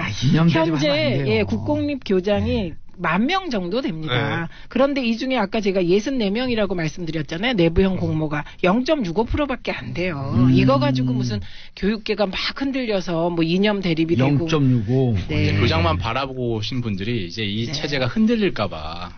그러니까 흔들리는데 그것도 어찌 보면 자기들 밥그릇 갖고 기득권이 이렇게 뭉쳐 있는 거거든요. 그렇죠. 그리고 본인들도 하고 있었는데 내가 앞으로 한 5년쯤 남았는데 내부 공모할 수 있잖아요. 그리고 신청하면 되는 거거든요. 이게 나는 가만히 있어도 되는 건데 뭔가 노력하기 싫은 거죠, 이 사람들. 근데 너무 이렇게 부정적으로 볼 것도 없어요. 근데요, 교장 선생님들 중에도 학교를 혁신하려고 혁신학교 지정을 받아서 바꾸는 분들도 많이 계세요. 그런데 그런 개인적인 선택에 의해서 바꾸는 게 아니라 이제 내부형 공모를 확대함으로써 외부에서 강제하겠다는 거예요. 그래서 일정 부분의 강제는 필요한 거죠. 그리고 15년 정도 되면 다 교장할 자격이 있거든요. 능력도 되고. 근데 이제 정상적으로 가면 25년, 30년 넘어야 돼요. 그렇죠. 못해도 20년은 딱 기자 15년 했는데. 그래요? 표정 공부 아니 그럼 아니 여기 언론사들도 언론사 이런 기레기 이런 거 기레사 이런 거 없애서 사장 공모제 해야 돼. 15년 지나면 신청할 수 있게. 네, 뭐 언론사 하고 있죠. 아니 다음에 올 때 한국경제신문 사장님 오셨네. 안녕하세요. 도장 공모제 찬성합니다. 아 사장 되고 싶어요? 그냥 영원히 사장 되고 싶어요? 혁신요. 그 사장. 네. 자, 권중 작가님, 서지영 검사가 네. 또 다른 성폭력을 폭로했다? 이게 그 서지영 검사가 이제 방송 인터뷰에 응한 이후에 뭐 그야말로 연일 뜨겁습니다. 그런데 이 서지영 검사의 일기라고 하는 것이 공개가 됐어요. 그러니까 전문까지 이렇게 공개가 됐는데 A4 29장? 그렇죠. 그리고 양은 제법 많은데 그 전문들이 지금 인터넷 뭐 사이트에 쉽게 찾아볼 수가 있는데 처음 제가 봤을 때는 야 참 글을 잘 쓴다. 소설 형식을 빌어서. 예, 소설 형식을 빌었는데 82년생 김지영. 82년생 김지영이라는 소설이 있잖아요. 예. 그 소설에 이렇게 대꾸를 맞춰서 본인의 이야기를 거기 담은 거예요. 그러니까 본인을 이제 여자라고 3인칭으로 마치 바라보는 것처럼 뭐 여자는 이랬다, 여자는 저랬다, 뭐 이런 식으로 이제 글을 쭉 써나가는데 그 면면을 살펴보면 그 서지영 검사가 과거에 겪었다고 했던 일들 그 이후에 그러니까 인터뷰에 나와서 했던 사례는 그 장례식장에서 있었던 성추행 상황이었잖아요. 그 외의 것들도 몇 개가 표현이 돼 있는 거죠. A, B, C하고 쭉 나오더라고요. 뭐 덕분에 도우미 비용을 아꼈다라든지 아니면 뭐 나랑 자자라는 어떤 직접적인 언사가 있었다든지 뭐 이리 와봐라 안아보자라든지 뭐 이런 말들과 이런 추행이 있었다라는 것을 그 전체적인 양이 워낙 많습니다만 구석구석에서 이제 발췌해서 지금도 뭐 올려놓은 데가 많은데 찾아보시면 많이 볼 수 있을 것 같습니다. 이게 결국은 서지영 검사가 검사 생활을 하는 내내 계속해서 이게 뭐 단 한 번 있었던 일회성 사건이 아니라 꾸준히 있었다 이렇게 봐야 될 것 같고 그 외에 다른 그 여성 검사들도 이런 비슷한 사례들 많이 겪었다 그랬고요. 뭐 그 뉴스에서 인터뷰할 때는 이 성폭력의 종류가 다양하잖아요. 네. 우리 흔히 강간이라고 말하는 성폭행도 있었다라는 얘기를 했었거든요. 했었죠. 네, 아주 여러 형태의 또 여러 좀 지저분한 추악한 그런 성 관련된 범죄들이 일어났던 것이 아닌가. 그것도 검찰 내에서 이 이야기들이 많은 분들의 관심을 끌고 있습니다. 근데 저는 이 나오니까 이제 막 정치하는 사람들 스피커 큰 사람들이 막 비판하고 그러는데 특히 이번 이 사건에 의미가 있으려면 남성들은요. 나는 그런 개연성을 갖고 살진 않았는지 혹은 그런 일을 하진 않았는지 남성들이 먼저 반성해봐야죠. 지금 자기는 깨끗하고 자기는 정말 아무 생각도 안 하고 이런 것과는 전혀 무관하게 산 것 같지만 반성하세요. 미쓰리 남자들은 미쓰리 운동해야 돼. 내가 가해자다. 미투? 미쓰리? 여자들은 미투. 난 피해자다. 남자들은 미쓰리. 가해자다. 미쓰리가 가해자군요. 내가 만든 거지 그냥. 미스터리 아니에요 미스터. 그냥 미쓰리 해요. 그러니까 이게 뭐가 저기 말 되는지 안 되는지 따지려고 하면 안 됩니다. 좀 같지 않아요? 미스터리 좋네. 미스터리하다 이런 거. 그러니까 우리가 성추행한 건 나도 잘 모르게 미스터리하다 이 말이죠. 아니 근데 이게 실제 유투 운동이라고 있었잖아요. 미국에서. 왜냐하면 그래요? 당신도. 근데 내가 하는 반성은 아니죠. 반성은 아니지만 물론 구체적 사례를 생각하기 쉽지가 않겠지만 그래도 어떤 내재되어 있는 의식이나 뭐 아니면 여성들을 바라보는 어떤 관점이나 이런 것들이 왜곡돼 있을 경우 굉장히 많습니다. 대한민국은 특히 양성평등 교육을 하지 않는 나라예요. 그렇기 때문에 남자들이 기본적으로 마초의식, 기본적으로 성추행에 둔감하기 때문에 지적하기 전에 우리가 먼저 반성해야 돼요. 그건 반드시 필요할 것 같고요. 그래서 그 지금 뭐 미투 운동이 워낙에 그 많이 활성화되고 있고 많은 분들이 참여를 하고 있고 또 이 서지영 검사에 대해서 지지를 보내는 분들이 굉장히 많죠. 그만큼 뿌리 뽑아야 되는 것인데 피해자에 대해서는 굉장히 배려 있고 따뜻한 어떤 그 지지가 필요할 것 같고요. 그렇죠. 이 가해자에 대해서는 아주 정당하고 정정당당한 처벌이 필요해 보입니다. 이 부분들에 대해서 그 표현들을 굉장히 잘들 쓰세요. 뭐 SNS나 아니면 뭐 개인 어떤 계정이나 댓글 남기시는 분들이 쓰는 표현들 보면 의식적으로라도 지금 이렇게 운동이 일어나고 생각을 하고 있다는 것이 분명히 개선될 수 있을 것이다라는 생각이 드는데 오히려 몇몇 이 폐쇄되어 있는 조직 문화 내에 있는 사람들끼리 본인들의 피해를 줄이기 위해서 꽁꽁 싸매고 있는 듯한 느낌이 더 강하거든요. 이런 것들이 좀 깨져야 되지 않을까. 근데요, 제가 오늘 좀 걱정되는 게 이 사건이 터지고 정당들이 다 논평을 냈어요. 철저하게 조사하고 이게 어떻게 뭐 대책을 마련하죠. 그리고 토론회를 이제 자유한국당 쪽하고 하고 왔는데 시시비비를 가리자는 거예요. 그런데 이 시시비비를 가리자가 진짜 물타기 중에 물타기거든요. 그렇죠. 그리고 시시비비를 가린다며 피해 여성을 불러서 또 시시비비를 가리는 과정에서 또 2차 피해가 일어나는 그게 폭력인 걸 모르는 겁니다. 그래서 저는 그런 태도들이 걱정이 좀 되고 그다음에 다행히 지금까지는 언론 보도나 자유한국당에서도 그 물타기가 뭐 시시비비 가리자 정도인데 또 그 피해 여성에 대해서 이즘의 보도가 나왔습니다. 그 전에는. 그래서 또 피해가 발생했거든요. 그래서 이런 부분들에 대해서는 저는 이번엔 한번 좀 제가 눈을 부릅뜨고 보도도 지켜보고 정당들의 논평도 볼 생각입니다. 알겠습니다. 신혼부부를 위한 보금자리론 자격 요건이 확대됐다. 보금자를 위한 은행에서 융자하는 거죠? 네. 저 봉사님께 여쭤볼게요. 신혼부부는 결혼한 지 몇 년까지가 신혼부부예요? 5년 아니에요? 정확히 아시네요. 애 낳기 전 아닙니까? 진짜 5년까지 근데 신혼이었습니까? 아니, 저는 거의 30을 넘쳤고 35년이에요. 지금도 신혼이니까. 지금 현재 신혼부부 특별 공급 주택이라는 게 있어요. 근데 그게 결혼한 지 5년까지 됐던 걸 국토교통부에서 7년으로 늘렸어요. 왜냐하면 정말 집이 필요한 사람들은 이제 애 낳고, 그러니까 단둘이 살 때는 뭐 전셋집 살고 좁은 집 살더라도 애가 하나 생기고 둘 생기면 큰 집으로 가고 싶잖아요. 그렇죠. 근데 너무 부담되잖아요. 근데 신혼부부 특별공급주택은 5년까지로 묶여 있어요. 애 둘 정도 나올 때는 이미 한 7년 정도 됐는데 그렇죠. 여기에 소외되는 거죠. 그래서 7년으로 늘어났습니다. 근데 이번에는 이것뿐만 아니라 금융제도도 좀 고치자. 그래서 그 보금자리론이라고 해서 금리가 3%대 보통 일반 은행에서 받을 때 1%포인트 이상 싼 그 대출 상품을 신혼부부 7년 차이까지 이용하게 하자라는 거죠. 그리고 7천만 원 연소득 7천만 부부 합산 7천만 원 이하로 묶여 있습니다. 7천만 원이면 뭐 많이 받는 거 아니야 이렇게 생각할 수 있는데 맞벌이일 경우에 부부 합산이라는 게 중요한 거죠. 합산이니까 부부 합산이면 7천만 원이면 또 집 사기엔 또 좀 약간 부족한 편이 있잖아요. 그렇죠? 그래서 이걸 지금 완전히 정해지진 않았지만 뭐 1억 원 내지는 그 이상으로 좀 올리자. 지금 이렇게 신혼부부는 아무튼 7년까지는지는 모르겠지만 이 주택제도와 금융제도 관련해서는 좀 혜택을 늘리자 이렇게 좀 가고 있는 거죠. 이래야지 기대도 맘 놓진 않지만 애를 낳을 수 있는 조건을 좀 만들어야 환경을 만들어주자는 거겠죠. 이거 7천만 원도 오른 거죠. 1천만 원. 6천만 원, 7천만 원 올랐고요. 이게 보세요. 우리가 지금 1.17인가 1.6이거든요. 출산율이요? OECD 꼴찌 아니에요. 근데 1.8이 넘는 지역이 있어요.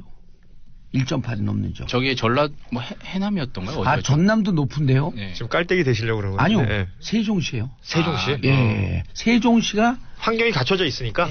왜냐하면 직주 근접에 그러니까 직장과 거주지가 근접돼 있었고 5분 10분이니까 6시 반에 퇴근해갖고 술 한잔 먹고 집에 가도 9시래요. 그러니까 아이들을 케어할 수 있는 시간이 충분하다. 그러니까 서울 같은 경우는 직장에서 서울 오는데 1시간 1시간 반 아니에요. 그렇죠. 그러면서 세종시처럼 서울도 도심에 이렇게 좀 어려운 분들 20평 15평 이런 거 해서 도심에서 살 수 있게 이래야지 출산율 올라가는 거예요. 맞아요. 세종시는 공립 유치원 수도 가장 많아요. 모든 복지가 공무원부터 시작이 되잖아요. 네. 그래서 초등학교 중학교가 좋고 그러니까요. 그래서 이참에 세종시로 정부하고 국회 다운교회야 돼요. 그게 개헌할 때 논의가 돼야 되겠죠? 근데 왜 얘기를 했지? 세종시 얘기를. 세종시의 출산율이 높아. 출산율이 1.8로 가장 높아요. 그러니까 이렇게 1.17인데. 해서 보금자리 이 신혼부부들에게 정말 애 낳을 수 있는 여건을 만들어줘야지 날 거 아니에요. 조건을 갖춰주자. 그냥 1억씩 확 줘버렸으면 좋겠어. 1억씩이요? 허경영 씨가 과거에 그런 주장을. 애를 낳으면. 그냥 한 달에 200만 원씩 프랑스 정도의 엄마 수당 주면 될 것 같아요. 그러면 다 낳죠. 그렇죠. 자, 이러면 또 보수 쪽에서 그 재원은 어떻게 마련할 것이냐. 그건 보수, 자유한국당이 열심히 해서 좀 마련하시면 좋겠어요. 아니요, 그렇게 하면 안 돼요. 열심히 해서 집권해서 마련하세요. 그럼 되잖아. 당신도 집권을 권장합니다. 자, 정부 대구 228 민주운동 국가기념일로 지정했다? 그 228 민주운동이 1960년 2월 28일 날 이승만 정권의 독재와 부정선거에 반발해서 대구 지역 고등학생들이 일으킨 저항운동입니다. 제일 먼저 한 거예요, 그러면? 제일 먼저 한 거예요, 228. 그 다음에 이게 4.19 연결된 거예요. 그렇죠.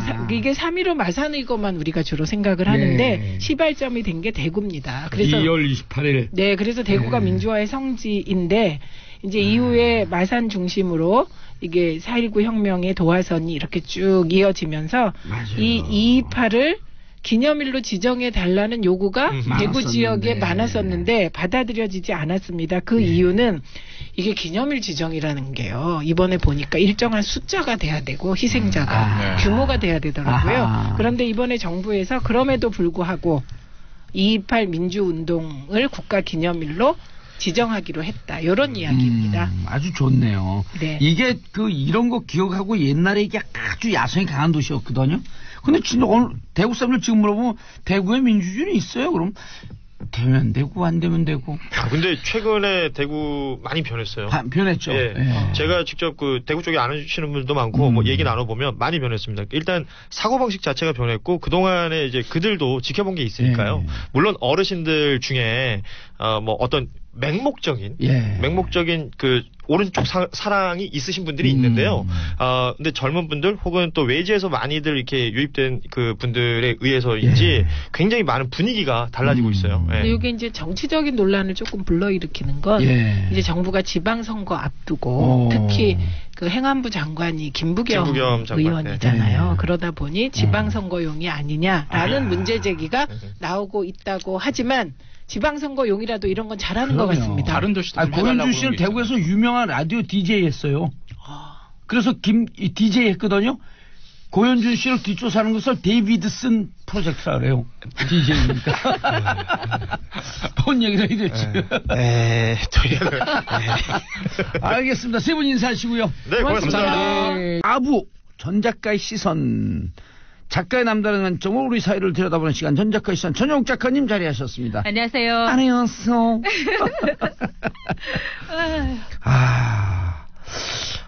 최근 그래도 조금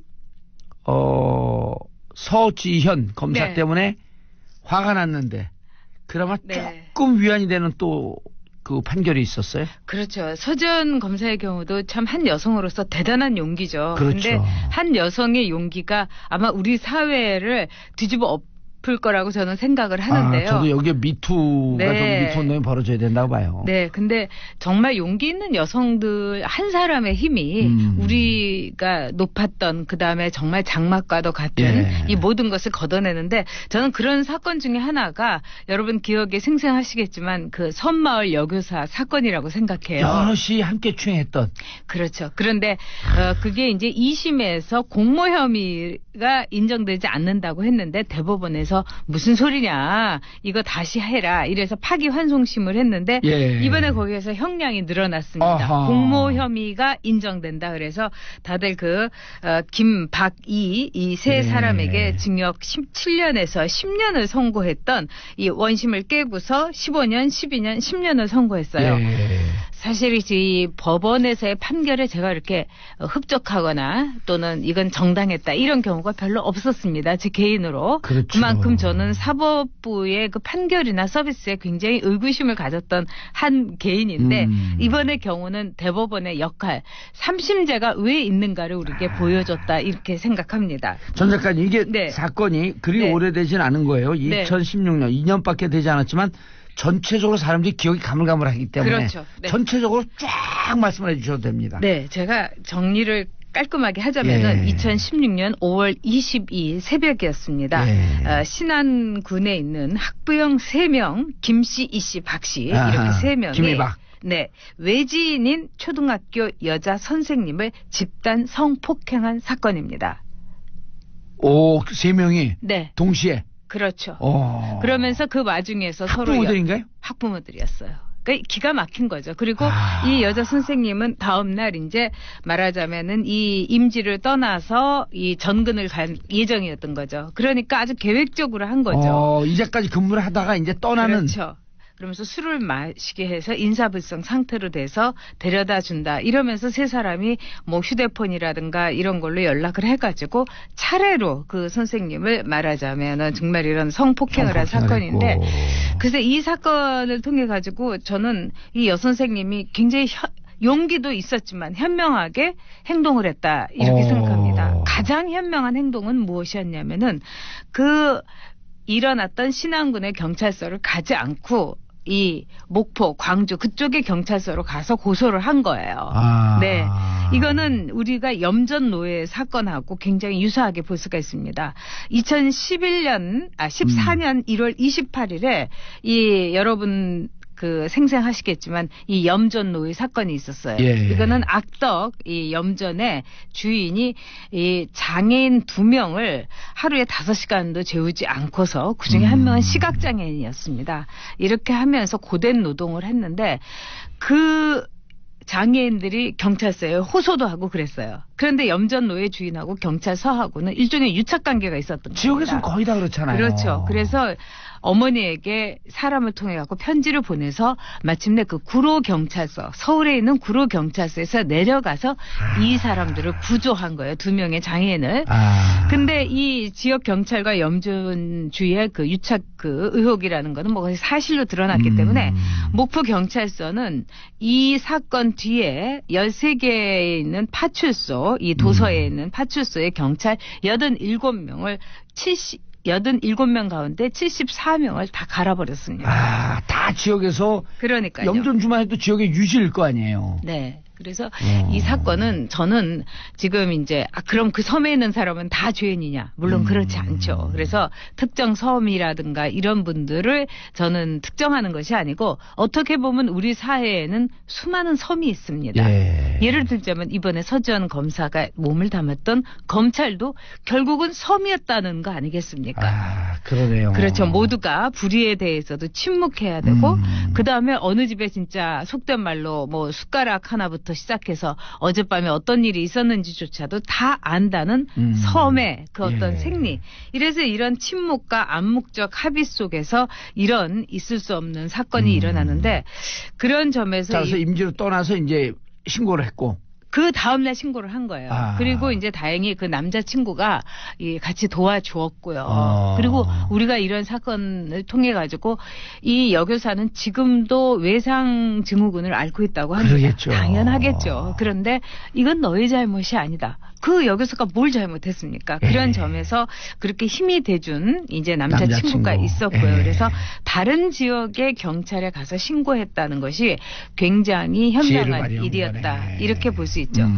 그래서 이제 이 사건에서 우리가 몇 가지 단어를 떠올려야 된다고 생각해요. 하나는 그 침묵에 용서받을 수 없는 죄. 침묵의 공범자들. 그렇습니다. 정말 침묵의 공범자들인데 바로 이런 공범자들이 우리가 섬마을 여교사 사건에 대해서 굉장히 공분을 했던 건 뭐냐면은 그 지역에 있는 분들을 이제 모자이크 처리를 하고 인터뷰를 했었죠. 근데 뭐라고 했냐면 그러면 우리 어떻게 보면 이제 우리 관광지인데 관광객들 안 와갖고 장사 안 된다고 정말 재수없다고 이렇게 한 분도 있었고요. 그다음에 그 여교사가 꼬리를 쳐서 그런 거 아니냐 이렇게까지 인터뷰를 한 분도 있었어요. 그래서 그런 점에서 우리가 더 많은 이제 공분을 함께 일으켰는데요. 자, 이 마을 공동체라는 독특한 폐쇄적인 공간에서 정말 무슨 일이 일어나는지 모를 수 있는 거죠. 그럼요. 예를 들면은 이 살인 사건 중에서 가장 가혹하게 또 아주 어떤 점에서는 상상 이상을 초월하는 게 망망대해에 떠 있는 이 배에서 일어난 살인 사건의 경우는 정말 죽여가지고 그냥 던져버리는 거예요. 물고기밥 되는 거 아니에요? 그러면서 흔적도 없어지고. 술 마시고 왔다 갔다 하다가 빠졌다. 이렇게 해갖고 모두들이 이제 침묵의 이제 공범자들이 된 이런 사건도 굉장히 많죠. 그래서 제가 볼 때는 이런 폐쇄적인 사건이 공간에 있을 때 또는 아주 뭐 할아버지도 알고 뭐 다 아줌마고 다 이모고 뭐 이런 그 관계 속에서 있을 때는 하나의 어떤 사건이 일어나도 이 사건이 죄의식이라든가 이게 없어진다는 거예요. 그리고 함께 하면서 이 일본에도 그런 얘기가 있습니다. 빨간 신호라면 그냥 건너도 된다. 무슨 얘기죠? 다 함께 갈 경우. 바로 그 다 함께예요. 그래서 이 다 함께 갈 경우에 일종의 놀이가 되고 유희가 되고. 이른바 군중심리가. 그렇죠. 이러면서 굉장히 가혹한 범죄가 일어난다 이거죠. 더욱더 가혹한 범죄가 일어난다. 그런 점에서 이 외지인인 여성 초등학교 교사 사건이라는 것은 우리 사회의 후진성, 우리 사회의 야만성, 그 잔인함을 보여줬다. 저는 이렇게 생각을 합니다. 당시 피해 교사가 술을 마시게 된 것도 식당 주인인 학부모가 네. 억지로 권해서 마셨다는 그렇죠. 거 아니에요? 그렇죠. 식사를 하러 이제 내일 떠나니까. 네, 선생님 내일 가시니까 모셔서 식사 좀 하십시오.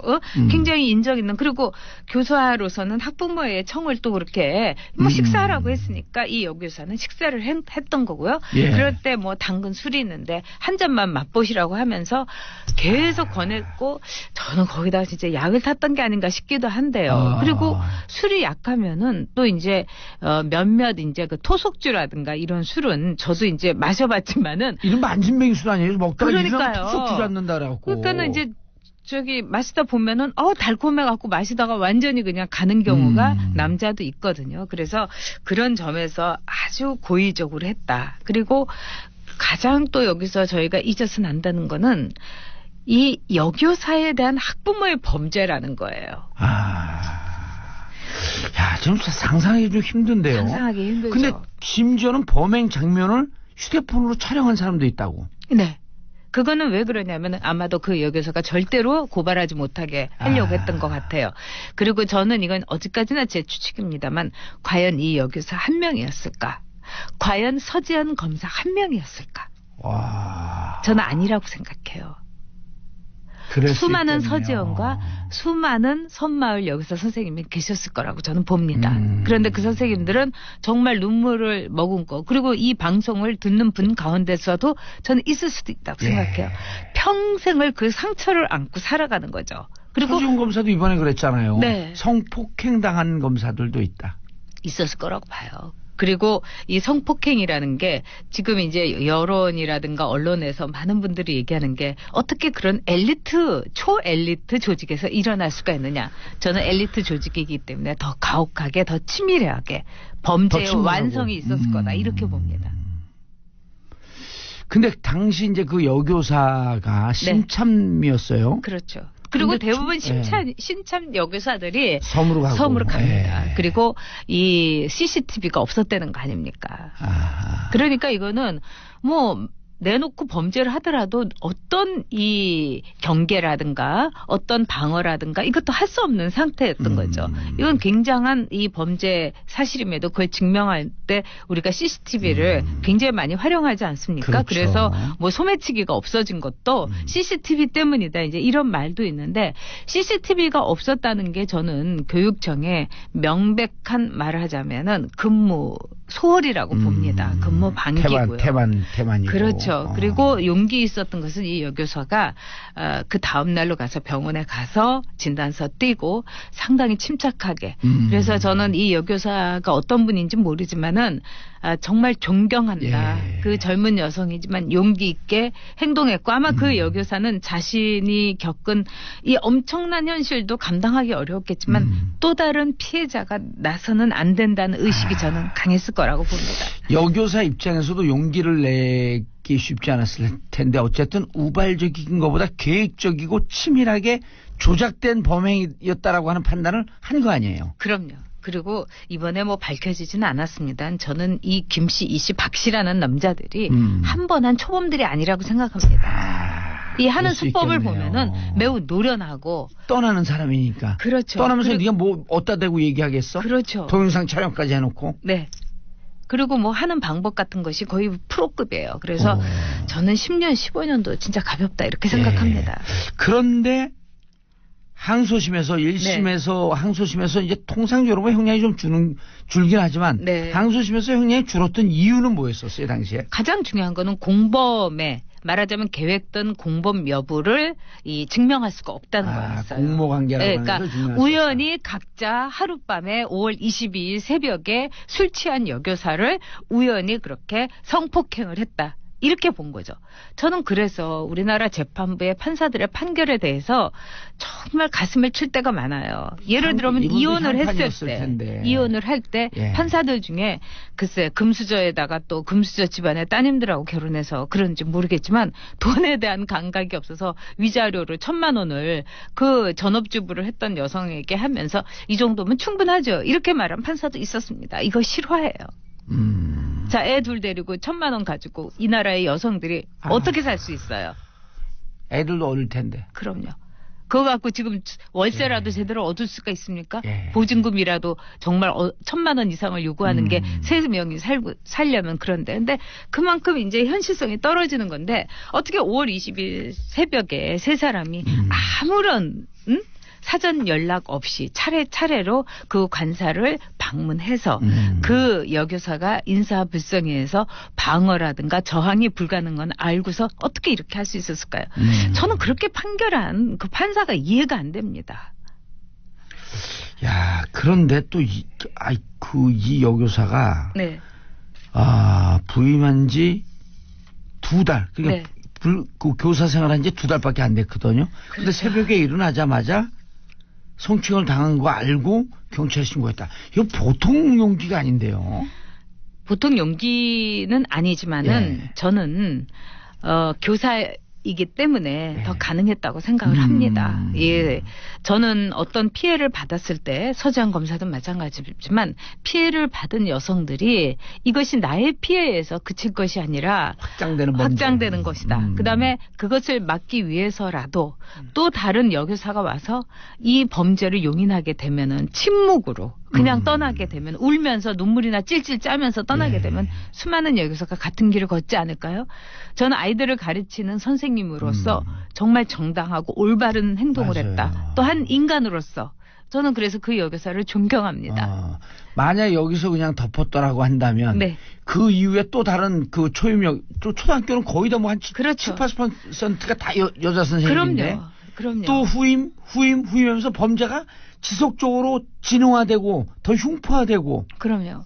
그나마 이제 이 사건에서 사회적인 공분도 일으키고 환기도 시켰지만은 이제 그래서 이제 해당 교육청에서 CCTV를 달고 관사에서 혼자 있지 않도록 늘 이제 짝지어서 2명 있을 수 있도록 그런 이제 합동 근무라든가 이런 것을 이제 조치를 했다고 하는데 제가 보기에는 이거는 10년에서 15년 가지고 안 되고 이거는 무기징역 정도는 때려야 되는 겁니다. 죄질이 나빠도 이렇게 나쁠 수가 없고 또 이제 제가 아는 변호사를 통해서 이 탐문을 해보니까 이 박 씨, 이 씨, 김 씨라는 남자들이 법정에서 굉장히 말하자면은 뭐 반성을 한다든가 그 여교사한테 미안함이라든가 뭐 송구함 이런 거는 뭐 요새 애들 말로 1도 없이 우리는 안 했다.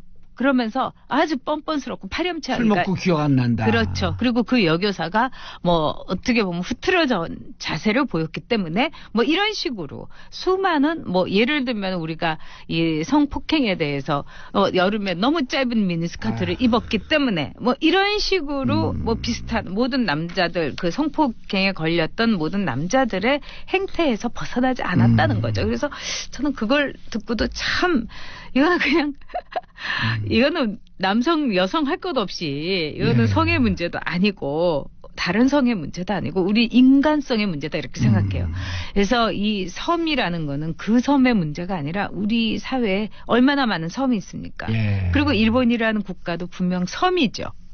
근데 이것이 일본에도 그래서 시마구니 곤조라는 말이 있어요.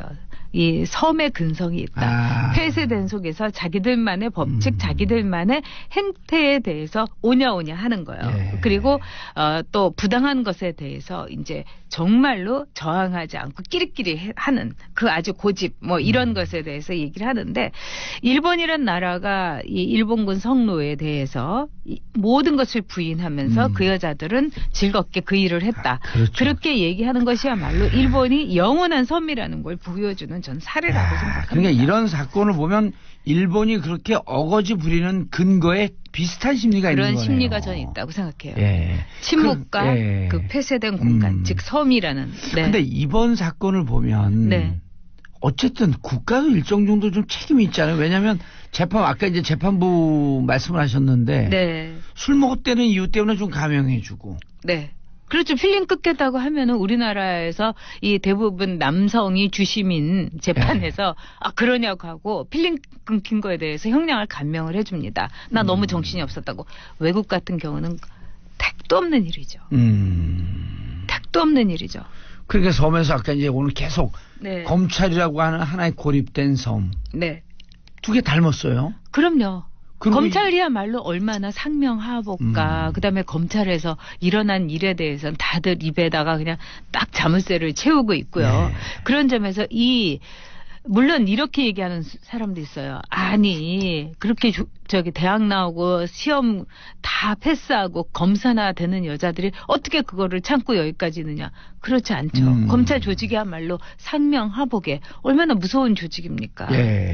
거기에서 한 사람 한 개인이라는 건 굉장히 무력한 거죠. 더구나 여성이고 검찰에서 아직도 여성 검사들에 대해서는 지금 그렇게 숫자가 늘었는데도 불구하고 너는 왜 검사하러 들어왔니? 이런 말을 한두 마디 안 들은 여자 검사 없었을 겁니다. 맞아요. 그리고 서지영 검사가 유형을 이렇게 쭉 얘기한 걸 봤더니 심지어 뭐 후배 검사가 차에서 내릴 때 한번 안아줘야지 내릴 거예요. 뭐 이런 얘기까지 하고 다종다기한 추행이 있더만요, 보니까. 그럼요. 그런 추행뿐만 아니라 제가 보기에는 침묵하고 있어서 그렇지 선마을 여교사 사건 못지않는 일도 저는 충분히 있었을 거라고 생각합니다. 많은 여성분들이 네. 이런 피해에 노출되어 있어요. 또 네. 당한 분들도 있어요. 네. 자, 이럴 때 어떻게 대응해야 되는지 또 전 작가만의 이거 용기가 아니다. 당연히 해야 된다. 꿀팁을 줘야 될 거 아니에요. 제가 볼 때는 깽판을 쳐라 이렇게 말씀을 드리고 싶어요. 깽판을 쳐라? 네. 성추행에 대해서는 저는 분연히 노조가 있는 회사라면 노조에 가서 얘기를 해야 되고 그다음에 노조가 없는 조그만 그룹이라든가 이럴 경우는 저는 그 남자의 집을 찾아가서 그 남자의 부인을 만나야 된다고 생각을 합니다. 내가 깽판을 친 여자라는 그런 낙인을 붙더라도 이건 얘기를 해야 된다고 피해자들이 봅니다. 절대 스스로 탓하지 말라 이런 얘기도 있거든요. 중요하죠. 너의 탓이 아닌 거죠. 이번에 서지현 검사도 그렇고 그녀가 뭘 잘못했습니까? 선마을 여교사도 뭘 잘못했습니까? 그런 점에서 우리 사회가 이런 문제에 대해서는 나의 딸의 문제고 나의 누나의 문제고 내 여동생의 문제고 내 아내의 문제라는 점을 우리는 상기해야 된다고 봐요. 셀럽 여성분들이 미투 운동을 확산시켜야 한다. 네. 그것도 중요하죠. 그리고 지금 뭐 미국의 그 영화 배우들이라든가 이제 이 셀럽 여성들이 하는 것도 그렇게 보면은 그런 경우가 정말 많은 거죠. 누구나 당했던 거고. 알겠습니다. 전 작가님 감사합니다. 인사하시고요. 네, 다음 주에 뵙겠습니다. 마지막으로 R.E.M의 Everybody Hurts 모두가 아파요. 들으면서 오늘 방송 마무리하겠습니다. 성추행 없는 평화로운 나라 땡큐 피스 코리아.